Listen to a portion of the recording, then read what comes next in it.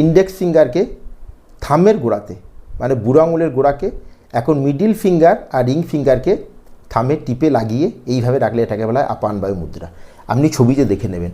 আপান বায়ু মুদ্রাতে কপালভাতি ক্রিয়া করলে কী হয়, আপনার পেট সম্বন্ধিত কোনো বিমারি জীবনে কোনো দিনই হবে না। সমস্ত অর্গেনগুলো লিভার, স্টোমাক, ছোটি আঁত, বড়ি আঁত, প্যানক্রিয়াস, স্প্লিন, গল ব্লাডার সমস্ত কিছু ধীরে ধীরে শক্তিশালী এবং মজবুত হতে থাকবে যদি আপনি রেগুলার আপান বায়ু মুদ্রাতে 5 মিনিট কপালভাতি ক্রিয়াকে করেন। তাহলে এখন কী করতে হবে, প্রত্যেক সেকেন্ডে একটা করে স্ট্রোক দিতে হবে। আগেই শিখেছি ফোর্সফুলি শ্বাসটাকে ছাড়া, যেমন করে ঠান্ডা লাগলে আপনাকে যদি কোনো ক্যান্ডেল দেওয়া হয়, মানে কোনো ক্যান্ডেল মানে মোমবাতিকে যদি বলা হয় নাকের শ্বাস যেটাকে নেভান, তাহলে কী করে শ্বাস ছাড়বেন, ক্যান্ডেলটাকে বোঝাতে গেলে যেভাবে ফোর্সের সাথে শ্বাসটাকে ছাড়বেন ঠিক একইভাবে আপনাকে ফোর্সের সাথে শ্বাসটাকে ছাড়তে হবে, আর একই সময় পেটটাকে ভেতরের দিকে ধাক্কা দিতে হবে। বোঝা গেছে?